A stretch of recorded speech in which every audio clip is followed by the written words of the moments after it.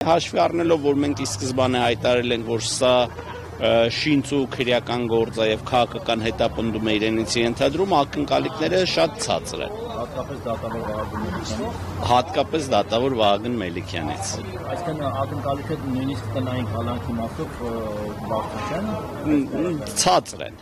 Ցածր են, տեսնենք դատարանը ինչ որոշում կկայացնի։ Պրակտիկա ձևավորվել, որ Եթե արդար գտնվեն, պետք է նույն պահին մեր վստահորդին ազատ արձակեն, բայց քանի որ ինքը ի սկզբանե հիմնված է